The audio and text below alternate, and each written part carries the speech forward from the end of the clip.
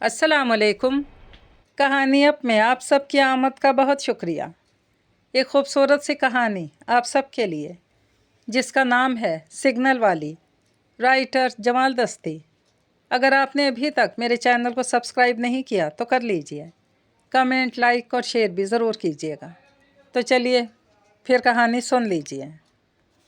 Office जाते और आते हुए वो सिग्नल मेरे रास्ते में पड़ता था, वो सिग्नल वाली भी, मगर इससे मेरा सामना सिर्फ सुबह ही हुआ करता था, क्योंकि मेरे ऑफिस जाने वाली साइड रोड पर सिग्नल के चबूतरे के साथ टेक लगाए बैठी भीख मांग रही होती थी। भीख मांगने से मेरी मुराद हरगिज़ ये नहीं कि वो लोगों को अपनी जानी मुतवज्जा करने के लिए मुख्तलिफ़ किस्म की दर्द अंगेज़ मुतासिर कुन सदाएँ लगाया करती थी। वो बस सालती पालती मारे चुपचाप उम्मीद भरी नज़र से वहाँ से गुजरने वाले पैदल और सवार इंसानों को देखती रहती थी। इसकी निगाह और अंदाज में ऐसा जादू था कि हर तीसरा या चौथा शख्स इसे कुछ ना कुछ देकर ही आगे बढ़ता था। इन दयालु अफराद में इत्तफाक से मैं भी शामिल था। मेरा अल्लाह गवाह है कि मैंने कभी इसे भिकारन नहीं समझा था और मैं इसे जो कुछ भी दे जाता था, इस हवाले से मेरे जहन में कहीं भी भीख का कोई तसव्वुर नहीं था। ये कोई और ही मामला था। आप इसे मेरी दाखिली कैफियत समझ लें, वो मुझे अच्छी लगती थी। तुम्हारा नाम क्या है? एक रोज़ हिम्मत करके मैंने इससे पूछ ही लिया। इसने गहरी और टटोलने वाली निगाह मुझ पर डाली। हमारी नज़रें पहली बार बाकायदा चार हुई थी। इसकी आंखों और चेहरे के खद्दो खाल में ऐसी कशिश और जाज़बियत थी कि मुझे अपना दिल डूबता हुआ महसूस हुआ। मैं दावे के साथ ये कह सकता हूँ कि अगर वो नहा धोकर मुनासिब सा साफ़ सुथरा लिबास ज़ेबतन कर लेती तो वो शहर की 10 हसीन और जमील औरतों में शुमार की जा सकती थी। वो पुरकशिश, सरापा, ज़रखेज़ तन की मालिक एक नायाब और शादाब हस्ती थी। मैंने इससे कोई ऐसा सवाल नहीं किया था जिसका जवाब देने के लिए रॉकेट साइंस से वाकफियत ज़रूरी हो। इस अल्लाह की बंदी ने भी एक ही लम्हे में मुझे फ़ारिग कर दिया। ये वही लम्हा था जब इसने मेरी आंखों में झांका और फिर बेगानगी से दूसरी सिमत देखने लगी थी। इसने मुझे दानस्ता नज़रअंदाज किया था और इस फ़ेल के लिए वह हक बजानी भी थी। मैं इसके लिए गैर और अजनबी शख्स था। वो मेरे सवाल का जवाब देने की पाबंद थी और ना ही मैं इसे इस काम के लिए मजबूर कर सकता था। लिहाजा मैंने खामोशी और शराफत के साथ अपनी बाइक आगे बढ़ा दी। मेरा नाम शिराज अली है। मैं एक मारूफ स्पोर्ट्स मैगज़ीन में बतौर सब एडिटर काम करता हूँ। इस मैगज़ीन का ऑफिस DHA के फ़ेज़ 2 की एक इमारत में वाक़ और मेरी रिहाइश खुदादाद कॉलोनी में है। चुनांचे घर से ऑफिस के दरमियान सफ़र करते हुए मुझे शाहराह कायदीन से गुज़रना पड़ता है और वो सिग्नल इसी सड़क पर पड़ता है जिसको लेकर मैं ख़ासा जज्बाती हो जाया करता था। 1 साल पहले तक मैं शादीशुदा हुआ करता था। फिर एक रोज़ रखशंदा मुझे हमेशा के लिए छोड़कर अपने ख़ाल के हकीकी से जा मिली। हमारी 12 साला अज़दवाजी रफ़ाकत की निशानी का नाम था साकिब। मेरी और रखशंदा की और अकलौती औलाद जो हमारी शादी के 10 साल बाद पैदा हुआ था। साकिब इस वक्त 3 साल का था और इसने एक नर्सरी स्कूल में अपनी तालीम का आगाज़ कर दिया था। ऑफिस आते हुए मैं साकिब को इसकी नानी के यहाँ छोड़ जाया करता, जहाँ पर मेरी छोटी साली ताबिंदा हर तरह से इसका ख्याल रखती थी। शाम में ऑफिस से वापसी पर मैं साकिब को अपने साथ घर ले जाता। पिछले 1 साल से ज़िंदगी सी ढंग और डगर पर रवां दवां थी कि सिग्नल वाली ने यकायक मेरी सोच में एक हरारत बख्श जज्बे को बेदार कर दिया। ऑफिस में मेरी ज़्यादा बातचीत सफदर हुसैन से होती थी। हम दोनों 50 के हिंसे के आसपास थे। शायद इसी हम उम्री ने हमारे बीच बेतकल्लुफ़ी को उजागर कर दिया था। सफदर हुसैन प्ले ग्राउंड में प्रूफ रीडर की हैसियत से काम करता था और वो मेरे घरेलू हालात से पूरी तरह वाकिफ़ भी था। एक दोपहर लंच ब्रेक में इसने मुझसे पूछ लिया, शिराज भाई, आपके बेटे का क्या नाम है और हाल क्या है? अल्हम्दुलिल्लाह, साकिब है और साकिब ठीक ठाक है, बाकायदगी से स्कूल जा रहा है। ताबिंदा इसका बहुत ख्याल रखती है। वो अपनी नानी और खाला के साथ खुश है। जाहिर है, सफदर ने गहरी संजीदगी से कहा, ददियाल में इसका कोई नज़दीकी रिश्तेदार तो है नहीं और ननियाल में भी बस छोटी खाला और नानी है। मगर क्या? सफदर ने अचानक बात अधूरी छोड़ी तो मैंने चौंकते हुए लहजे में इस्तफसार किया। दिन का आधा हिस्सा तो स्कूल में गुजार लेता है, वो वजाहत करते हुए बोला। बाकी का आधा दिन ननियाल में रहता है। जब आप रात में इसे अपने साथ घर ले जाते हैं तो वहाँ वो तन्हाई और बोरियत महसूस करता होगा।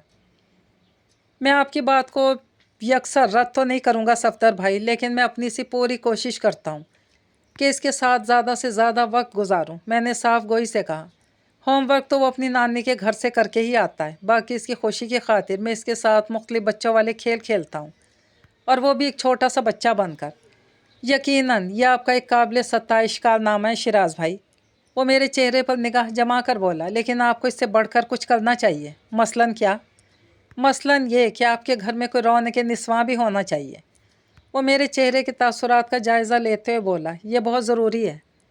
सफदर भाई आप भी ना, मैंने बेजारी भरे अंदाज में कहा। फिर वही दूसरी शादी का किस्सा।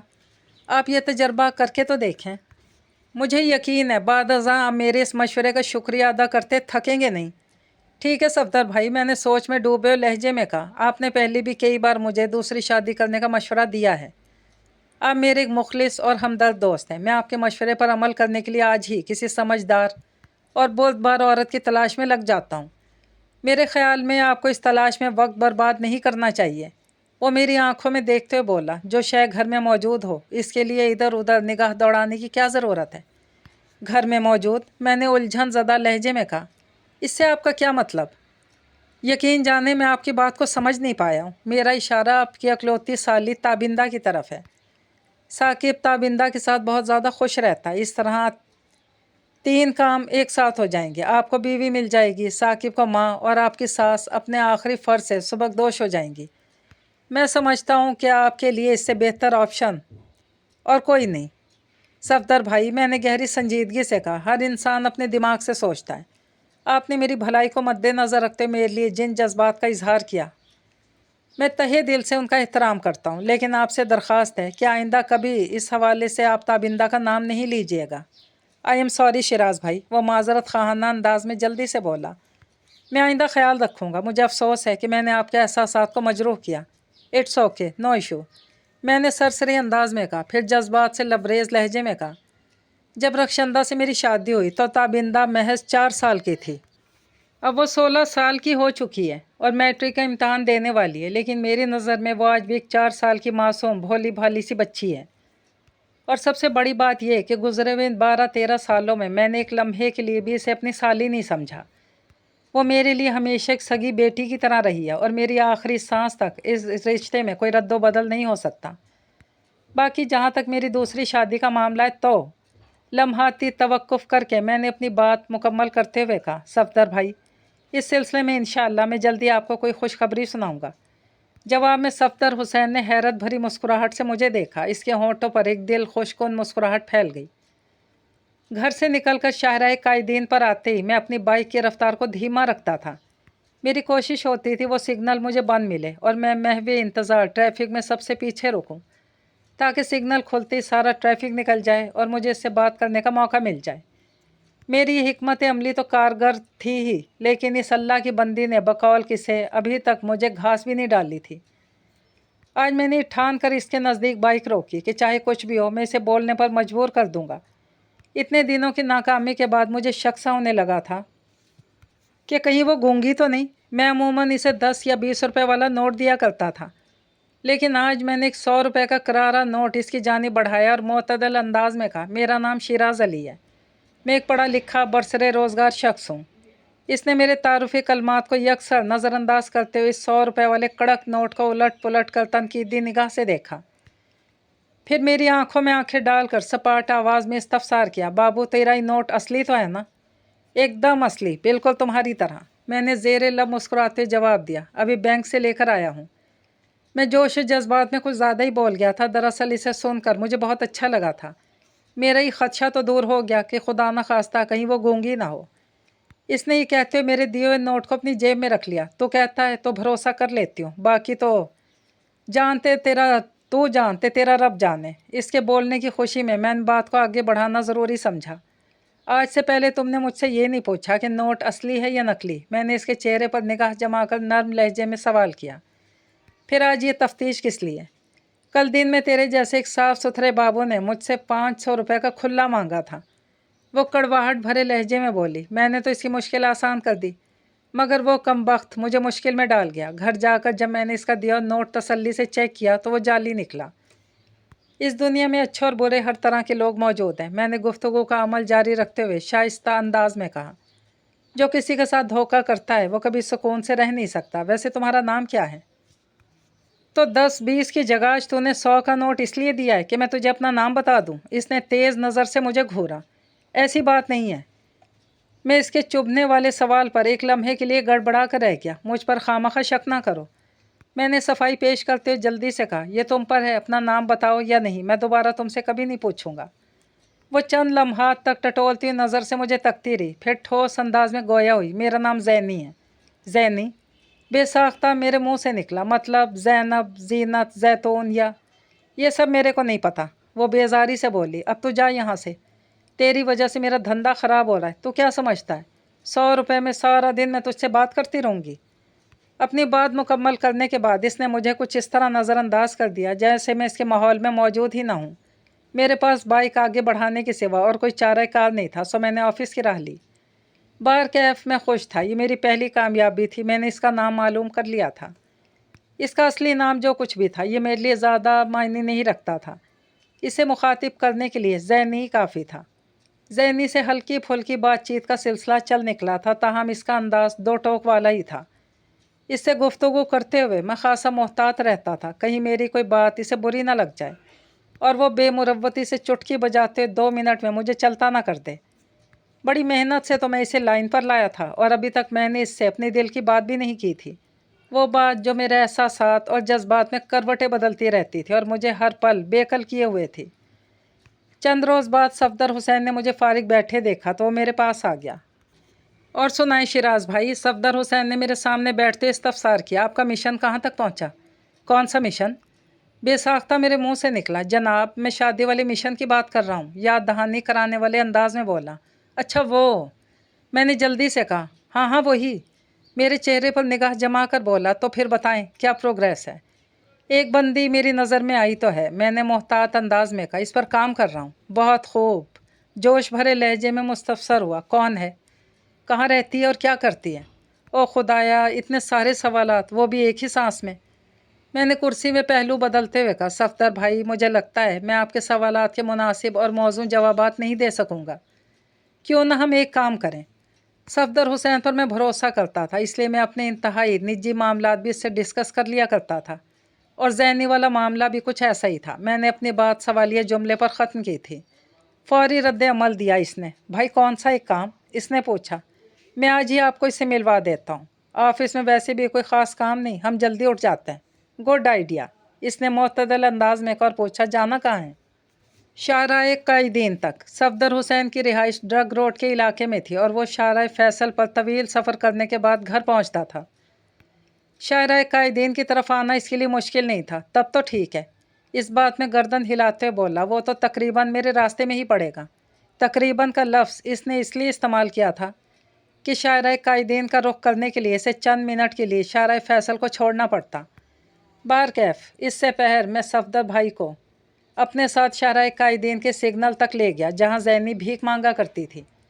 جب وہاں پہنچے تو زینی اپنی مخصوص جگہ پر موجود تھی۔ میں نے صفدر حسین کو نہایت مختصر جامع الفاظ میں صورتحال سے آگاہ کرنے کے بعد گہری سنجیدگی سے کہا، میں ادھر ہی رکوں گا، آپ روڈ پار کر کے دوسری طرف جائیں اور زینی کا بغور جائزہ لے لیں، پھر ہم کسی چائے خانے میں بیٹھ کر آرام سے بات کریں گے۔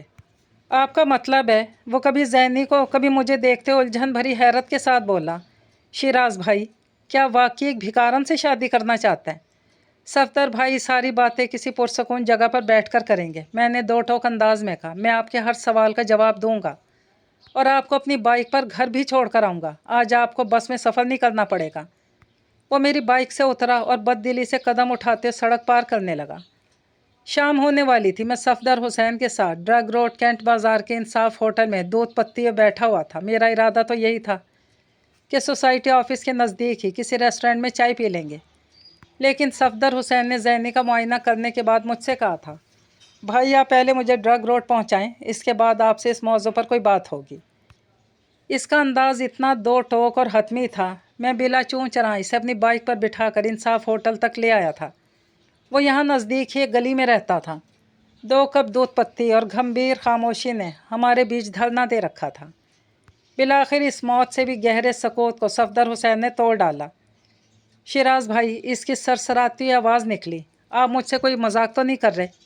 میں ہر لحاظ سے سنجیدہ ہوں صفدر بھائی، میں نے چائے کی چسکی لیتے ہوئے جواب دیا۔ تو آپ نے ایک بھیک مانگنے والی عورت سے شادی کرنے کا فیصلہ ہی کر لیا؟ بے یقینی سے مجھے دیکھتے تصدیق طلب انداز میں بولا۔ हाँ बिल्कुल, मैंने ठोस लहजे में कहा और पूछा कि आपको ज़हनी में कोई कमी या ख़राबी नज़र आई?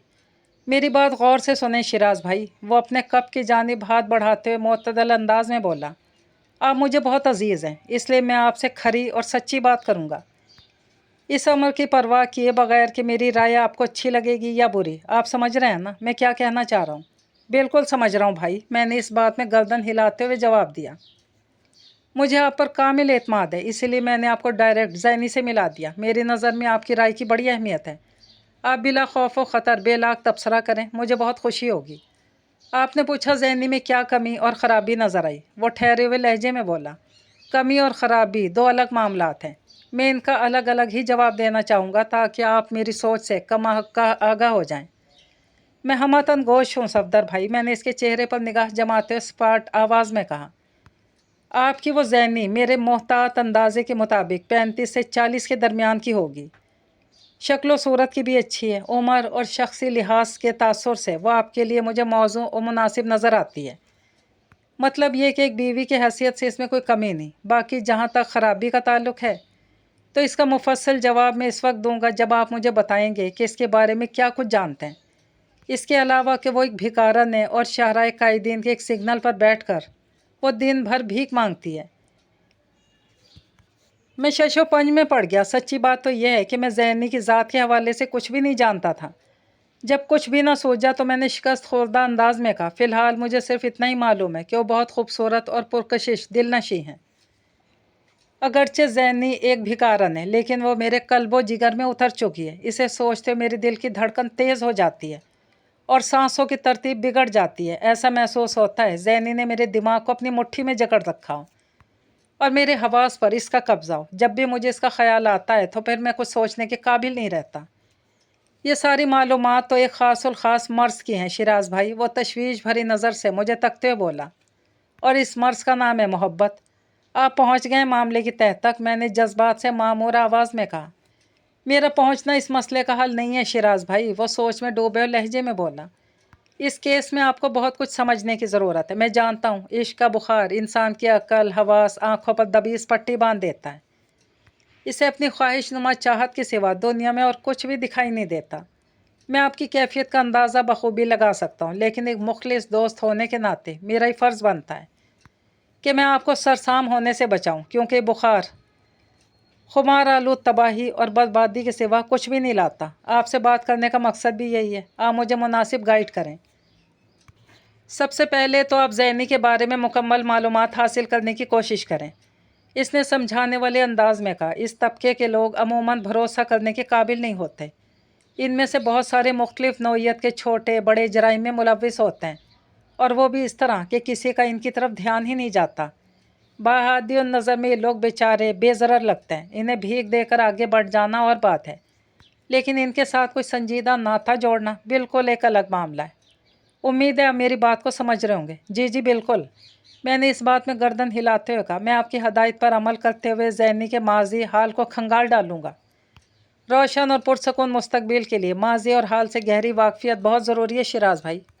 इसने एक एक लफ्ज़ पर दबाव डालते हुए कहा। फिर पूछा, आपकी ज़ैनी से बातचीत भी है या अभी तक ये कहानी सिर्फ देखने तक ही महदूद है? हल्की फुल्की गुफ्तगू हो जाती है, मैंने बताया। क्या आपने इससे इजहार मोहब्बत कर दिया? नहीं, मैंने नफ़ी में गर्दन हिला दी। गहरी सोच में डूब गया। चंद लम्हात की खामोशी के बाद इस्तफसार किया, क्या आपने कभी ज़ैनी को चलते फिरते देखा है? नहीं, मैंने साफ गोई से काम लेते हुए जवाब दिया और पूछे बिना रह न सका, इस सवाल का क्या मतलब है सफदर भाई? चंद लम्हा तक मुझे सोचती निगाह से देखता रहा, फिर मुअत्तदल अंदाज में बोला, यह भी तो हो सकता है जिस्मानी माजूर हो, इसके पाँव जुज़विया कुल्ली तौर पर काम ना करते हों, एक ही जगह पर बैठकर भीख मांगती हो। मैं ये जानने की कोशिश करूँगा सफदर भाई, मैंने गहरी संजीदगी से कहा। आपने एक अहम जानिब तवज्जो दिलाई है। मैं आपका खैर खा हूँ शिराज भाई, इसने खलूस भरे अंदाज में कहा। आपने जिस राह पर कदम रख दिया है वो सीधी और आसान नहीं है। यहाँ जा बेजा आपको पत्थर कांटे गढ़े मिलेंगे। समझ गया भाई, मैंने मजबूत लहजे में कहा। वो मायने खेज लहजे में बोला, आपके हक़ में यही बेहतर है कि जितनी जल्दी मुमकिन हो समझ जाए। मैंने सफदर हुसैन का शुक्रिया अदा किया और अलविदाई मुसाफे के बाद वापसी की राह ली। इसने जितनी भी बातें की थी उनमें से कोई एक भी मंतक और वज़न से खाली नहीं थी। ज़ैनी को बातों में लगाकर मैं ये जानने में तो कामयाब हो गया था कि वो गूंगी नहीं थी। अब किसी तरह मुझे ये मालूम करना था कि सफदर हुसैन के खदशे के मुताबिक कहीं वो किसी किस्म की जिस्मानी माजूरी का शिकार तो नहीं थी। ये इसी वक्त पता चल सकता था जब वो अपनी जगह से उठकर खड़ी होती और किसी सिमत कदम बढ़ाती। मेरी जुस्तजू पक्की और लगन सच्ची थी कि इस मकसद को हासिल करने के लिए मुझे एक तरकीब सोच गई। वो सड़क की जिस जानिब सिग्नल वाले चबूतरे से टेक लगाकर बैठा करती थी, इसके साथ ही सर्विस रोड थी, जिसके बाद एक बारबेक्यू वाला मारूफ रेस्टोरेंट था। मस्कोरा रेस्टोरेंट में बहुत ज़्यादा रश होता था, इसलिए वहाँ की इंतज़ामिया ने अपने 2 फ्लोर्स के सेटिंग के अलावा सर्विस रोड वाली फुटपाथ पर भी कब्ज़ा करके वहाँ अपने कस्टमर्स के लिए एक लंबी कतार की सूरत मेज़ कुर्सियाँ लगा रखी थी। एक शाम ऑफिस से वापसी पर मैं मस्कोरा बाला रेस्टोरेंट की फुटपाथ पर लगी कुर्सियों में से एक पर जमकर बैठ गया। रेस्टोरेंट में कस्टमर्स की आमदोरफ्त अमूमन रात जाने के बाद ही हुआ करती थी। मैंने वहाँ अपनी मौजूदगी को इखलाकी तौर पर जायज़ करने के लिए अपने लिए कोल्ड ड्रिंक मंगवा ली और टिकटिकी बांध कर ज़ैनी को देखने लगा। मैं जिस जाविये पर बैठा हुआ था वहाँ ज़ैनी मुझे नहीं देख सकती थी। ये तो तय था कि वो 24 घंटे वहाँ बैठकर भीख नहीं मांगती होगी। बस इसी ख्याल से मैं इसकी निगरानी कर रहा था। वो कब अपनी दुकान बढ़ाती है, मुझे ज़्यादा देर तक इंतज़ार नहीं करना पड़ा।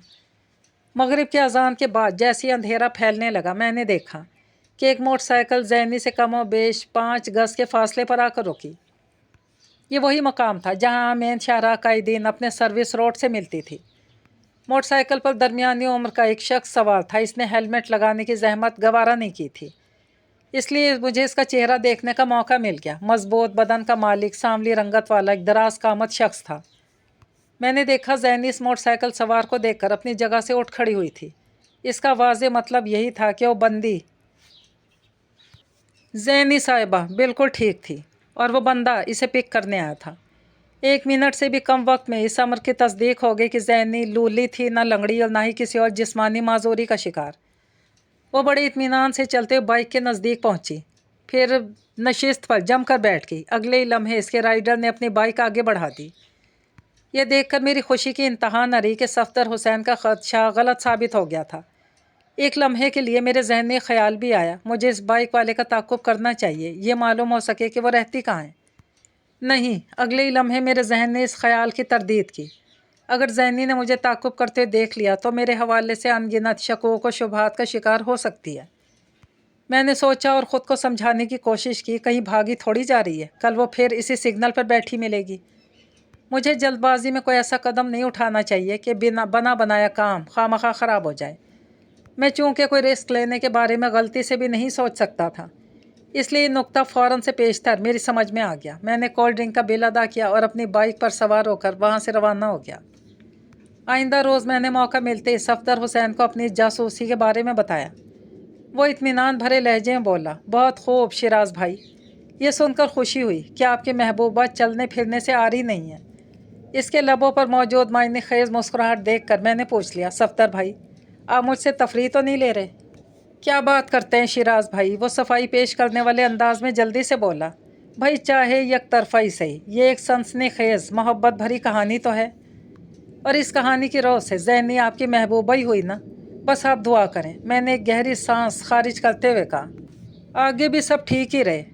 दुआ की अहमियत अपनी जगह, और मैं यकीनन आपकी कामयाबी के लिए दुआ करूँगा। लेकिन इसने बात अधूरी छोड़ी तो मैं पूछे बिना रह ना सका, लेकिन क्या सफदर भाई? दुआ अल्लाह से मांगने का एक ज़रिया है, लेकिन ये मत भूलें कि अल्लाह ने हमें ज़िंदगी गुजारने के लिए इस दुनिया में भेजा है। वो गहरी संजीदगी से वजाहत करते हुए बोला, लिहाजा हमें दुनियादारी के तकाज़ों को पूरा करने के लिए दुआ के साथ दवा भी करना होगी, और इस दवा का सबसे आसान रास्ता है खलूस नीयत, अटल इरादा और जहद मुसलसल। मैं देख रहा हूँ आपकी नीयत में कोई फतूर नहीं और आपका इरादा भी खासा मजबूत है। अब रह गई कोशिश की बात, तो आप इस सिलसिले में आपको सबसे पहले एक ज़रूरी काम करना होगा। कौन सा काम? मैंने कतई कलामी करते हुए इस तरारी लहजे में इस्तफसार किया। जिस तरह आपने अपने जहन को इस्तेमाल करके ये तसल्ली कर ली कि ज़ैनी गूंगी है और ना ही लंगड़ी, इस तरह हिम्मत करके अपनी दिल की बात को इसके दिल तक पहुंचाकर तस्दीक करें कि आप ये ताली एक ही हाथ से बजाने की कोशिश कर रहे हैं, या ये मेरे जहन में भी है सफदर भाई। इसकी बात मुकम्मल होने से पहले मैंने सरसराती आवाज़ में कहा, प्यार मोहब्बत के मामलात को दिल में दबाकर या ज़मीन में छुपा कर रखने से बात नहीं बनती शिराज भाई। एक एक लफ्ज़ पर जोर देते हुए बोला, یہ نہ ہو کہ آپ بغیر رسید لیے جس بینک میں اپنے جذبات احساسات ڈپازٹ کرتے جا رہے ہیں، بعد میں پتہ چلے وہ بینک ہی دیوالیہ ہو گیا۔ میں آپ کو کسی صدمے سے دو چار ہوتا نہیں دیکھ سکتا، آپ میری بات سمجھ رہے ہیں نا؟ میں نے اس بات میں سر ہلانے پر اکتفا کیا۔ آج میں گھر سے یہ ٹھان کر نکلا تھا کہ چاہے کچھ بھی ہو جائے میں اپنے دل کی آواز کو ذہنی کے دل تک پہنچا کر ہی رہوں گا۔ حسب معمول میں نے اس کے نزدیک اپنی بائک روکی اور 100 روپے والا ایک نوٹ جیب سے نکال کر اس کی جانب بڑھا دیا۔ پچھلے کچھ عرصے سے میں نے 10 20 50 والے نوٹ کو لفٹ کرانا چھوڑ دی تھی۔ جب بھی میں اس کے پاس رکتا کم از کم 100 روپے ہی دیتا تھا۔ بابو لگتا ہے آج کل تیرا دھندا خوب چمکا ہوا ہے۔ اس نے میرے ہاتھ سے نوٹ لیتے ہوئے سرسری انداز میں کہا، تو مجھے 10 20 دینا ہی بھول گیا۔ میرا کوئی دھندا نہیں ہے، میں نے رسانیت بھرے لہجے میں کہا، میں ایک مقامی رسالے میں جاب کرتا ہوں۔ اوہ جاب، وہ ایک گہری سانس خارج کرتے ہوئے بولی۔ پھر پوچھا، مہینے کا کتنا کما لیتے ہو؟ میری تنخواہ 40,000 روپے ہے۔ میرا بھی یہی اندازہ تھا کہ تو مہینے میں 1 لاکھ سے زیادہ نہیں کماتا ہوگا، بڑے اعتماد سے بولی۔ وہ خود مجھے بات کرنے کا موقع فراہم کر رہی تھی۔ میں نے دلچسپی کا اظہار کرتے ہوئے پوچھا، یہ اندازہ تم نے کس بنیاد پر قائم کیا؟ بابو، میرا تجربہ یہ کہتا ہے جب مرد کی آمدنی 1 لاکھ سے اوپر ہو جاتی ہے تو وہ کار کے بارے میں سوچنے لگتا ہے۔ فلسفیانہ انداز میں بولی، تیری طرح موٹر سائیکل کو گھسیٹتا نہیں پھرتا۔ تم کہہ تو بالکل ٹھیک رہی ہو زینی، میں نے گول مول بات کی۔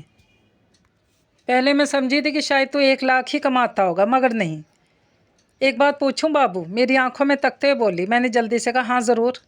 تو اپنی آدھی تنخواہ تو بھیک میں مجھے دے جاتا ہے، تیکھے انداز میں بولی۔ تیری گھر والی تو تجھ سے بہت جھگڑا کرتی ہوگی۔ میری گھر والی نہیں ہے، میں نے گہری سنجیدگی سے کہا۔ تو نے ابھی تک شادی نہیں کی؟ آج سے 13 سال پہلے میں نے شادی کی تھی۔ 1 سال ہوا میری بیوی کا انتقال ہو گیا، میرا 3 سال کا ایک بیٹا بھی ہے، بس یہی میری زندگی ہے۔ تیری بیوی کی موت کا سن کر مجھے بہت افسوس ہوا، اس نے ہمدردی بھرے لہجے میں کہا۔ میرے اندر سے محبت کے مارے شیراز علی نے چیخ سے مشابہ آواز میں خاموش احتجاج کیا، ابے او گدھے، تو رخشندہ کے ماتم میں وقت کیوں برباد کر رہا ہے؟ ذہنی سے کام کی بات کر، اگر یہ تجھ سے دھیان ہٹا کر اپنے دھندے میں لگ گئی تو پھر حال دل بیان کرنے کا یہ سنہری موقع دوبارہ ہاتھ نہیں آئے گا۔ ذہنی، اگر تمہیں برا نہ لگے تو ایک بات کہوں؟ میں نے اندر والے شیراز کی سن لی۔ ہاں بول۔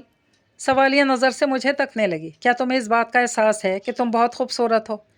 میں نے اس کے چہرے پر نگاہ جما کر کہا، ہاں۔ وہ سرسری انداز میں بولی، تیری طرح اور بھی 2 3 بندوں نے مجھ سے ایسی بات کی ہے۔ میں ان بندوں سے ایک قدم آگے بڑھ کر کچھ اور بھی کہنا چاہتا ہوں ذہنی۔ میرے لہجے میں کچھ تو ایسا تھا کہ وہ چونک کر مجھے دیکھنے لگی۔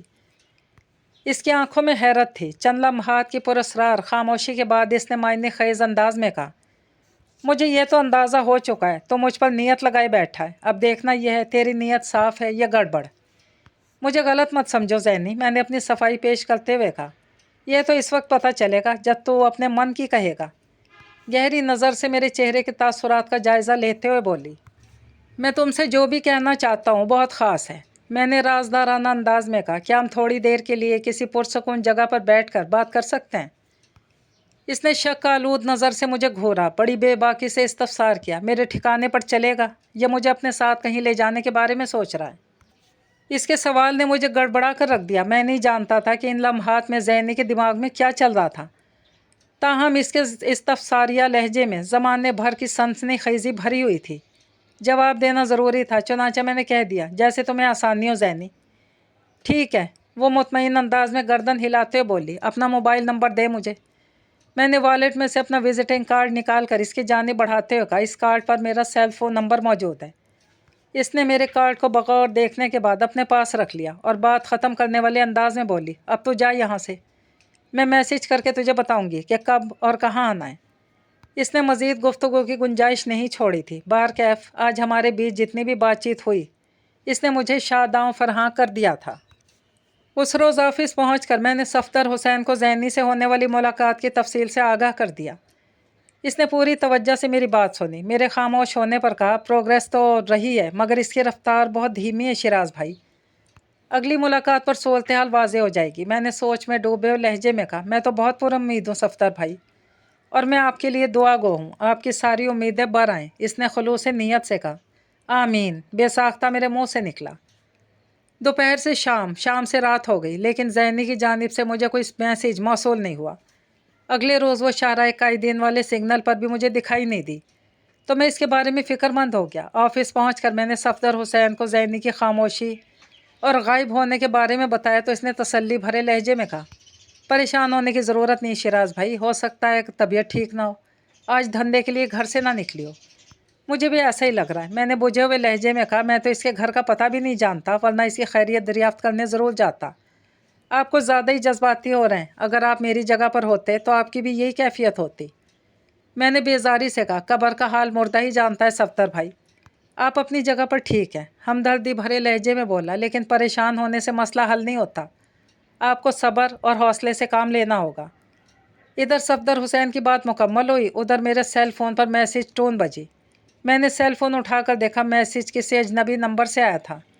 میں نے مذکورہ میسج کو اوپن کیا، وہاں لکھا تھا، کل دوپہر 2 بجے ایئرپورٹ کے سامنے والے فاسٹ فوڈ ریسٹورنٹ میں آ کر مجھ سے مل بابو، کسی کو ساتھ نہیں لانا، زینی۔ میں نے وہ میسج صفدر حسین کو دکھایا۔ اس نے میسج کو پڑھنے کے بعد مجھ سے کہا، مبارک ہو شیراز بھائی، آپ کی زینی سے میٹنگ فکس ہو گئی، اب آپ دل کھول کر اس کے سامنے رکھ دیجئے گا، آگے جو اللہ کو منظور۔ وہ تو ٹھیک ہے، میں نے الجھن زدہ انداز میں کہا، لیکن زینی نے تو کہا تھا مجھے اپنے ٹھکانے پر بلائے گی، پھر یہ ایئرپورٹ فاسٹ فوڈ ریسٹورنٹ کی کیا کہانی ہے؟ یہ تو وہاں جا کر ہی معلوم ہوگا۔ اس نے کہا، عین ممکن ہے کہ زینی نے بھیک مانگنے کا پوائنٹ ہی بدل لیا ہو اور اب وہی اس کا ٹھکانہ ہو جہاں وہ آپ کو بلا رہی ہے۔ منطقی اعتبار سے صفدر حسین کی بات درست تھی، لیکن میں نے اپنی تسلی کی خاطر اس نمبر پر فون کیا جہاں سے زینی کا میسج آیا تھا۔ میری 3-4 بار کی کوشش کے باوجود کسی نے کال اٹینڈ نہیں کی۔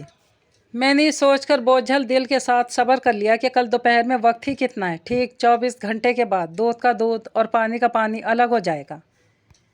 میں نے کافی عرصے سے شاعرہ قائدین کا رخ کرنا چھوڑ دیا تھا اور یہ سب زینی کی وجہ سے ہوا ہے۔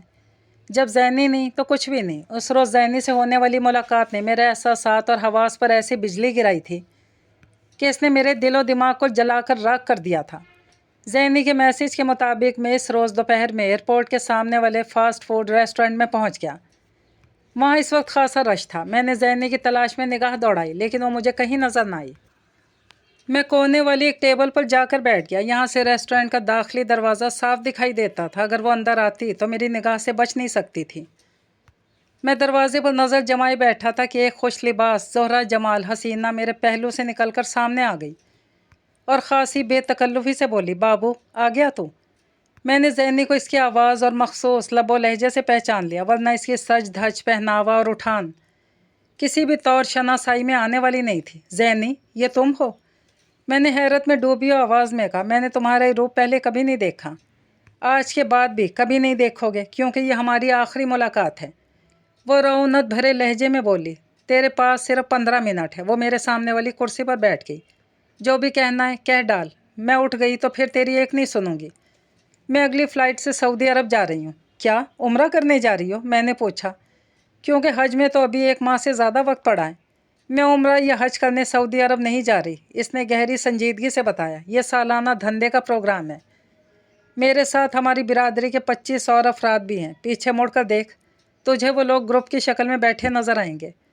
میں نے نگاہ دوڑائی تو زینی کی بات مجھے 16 آنے درست نظر آئی۔ بے ساختہ میں نے سوال کر دیا، تم لوگ وہاں کس قسم کا دھندا کرنے جا رہے ہو؟ وہی جو ہمارا خاندانی پیشہ ہے، 2 ٹوک انداز میں بولی، ہم ہر سال حج سے پہلے اور بعد میں لگ بھگ 3 ماہ کے لیے عرب کے دورے پر جاتے ہیں اور وہاں بھیک مانگتے ہیں۔ حرم کے باہر اور مدینہ کی گلیوں میں ہم پر ریال برستے ہیں۔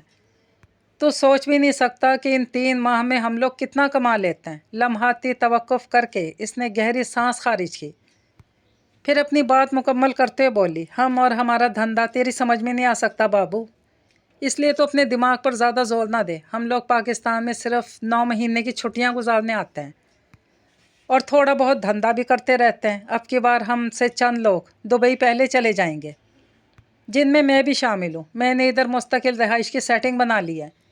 انسان آخر کماتا کس لیے؟ میں نے تو فیصلہ کر لیا کہ 3 ماہ سعودیہ کا دھندا، باقی کے 9 ماہ دبئی میں عیش و آرام کی زندگی۔ مجھے وہ سب خواب سا محسوس ہو رہا تھا۔ میں نے ایک بار اپنے بازو پر چٹکی بھی کاٹی تاکہ اگر یہ خواب ہے تو میری آنکھ کھل جائے، لیکن میری آنکھیں کھلی ہی رہیں۔ میں خوابناک ماحول میں ایک شفاف حقیقت کے روبرو تھا۔ میں نے تجھے 15 منٹ دیے تھے بابو، وہ اپنے قیمتی ریسٹ واچ پر نگاہ دوڑاتے بولی۔ जिसमें से तूने 10 मिनट फजूल बातों में बर्बाद कर डाले। तेरे पास अब सिर्फ 5 मिनट बचे हैं। उसने सवालिया नज़र से मुझे घूरा और कहा, तूने अभी तक अपनी कोई बात नहीं की। मैं तुमसे सच्ची मोहब्बत करता हूँ ज़ैनी, मैंने जज्बात से मगलूब आवाज़ में कहा। औरत को हासिल करने के लिए मर्द का सबसे ख़तरनाक दाव है बाबू, जहरीले लहजे में बोली। मैंने बहुत से हवीस परस्त मर्दों से धोखा खाया। मेरे सामने तो मोहब्बत का नाम भी मत लेना। मैं इन मतलब परस्त अय्याश मर्दों में से नहीं हूँ ज़ैनी। मैंने इसे समझाने की कोशिश की। मैं तुमसे बाकायदा शादी करूँगा और इज़्ज़त आबरू के साथ अपने घर में रखूँगा। तो मुझसे शादी करेगा? वो मुझ पर हकारत भरी नज़र डालते हुए इस्तेहज़ाइया अंदाज में बोली। ओ 40,000 रुपये कमाने वाले बाबू, तेरी औकात है मुझसे शादी करने की? बात ख़त्म करती एक झटके से उठकर खड़ी हो गई। इससे कबल कि मैं अपनी सफाई में कुछ कहता, अपनी बैनुल अक़वामी भिखारी बिरादर में जाकर घुल मिल चुकी थी। सच्ची बात तो यह है कि ज़ैनी ने कुछ कहने के काबिल ही नहीं छोड़ा था। इसके आखिरी अल्फाज ने मुझे अंदर से संगसार कर दिया था। वो मुझे मेरी औकात याद दिलाकर अपनी नज़र में भिखमंगा बना गई थी। जब भी मैं अब कहीं जाता या आता हूँ तो सड़क पर सफ़र करते हुए मैं सिर्फ सिग्नल की सुर्ख और सब्ज़ बत्तियों पर निगाह रखता हूँ। मेरी नज़र गलती से भी कभी सिग्नल की जड़ में बैठी हुई किसी भिखारन पर नहीं पड़ती। यही धड़का लगा रहता है कि फिर कोई सिग्नल वाली मुझे मोहब्बत की शाहराहों पर सिग्नल फ्री ना कर दे। ये सोचकर ख़ुद को तसल्ली दे लेता हूँ कि एक मोहब्बत काफ़ी है, बाकी उम्र इजाफ़ी है। ये कहानी अपने इख्तिताम को पहुँची। मुझे दीजिए इजाज़त। अल्लाह पाक हाफ़िज़।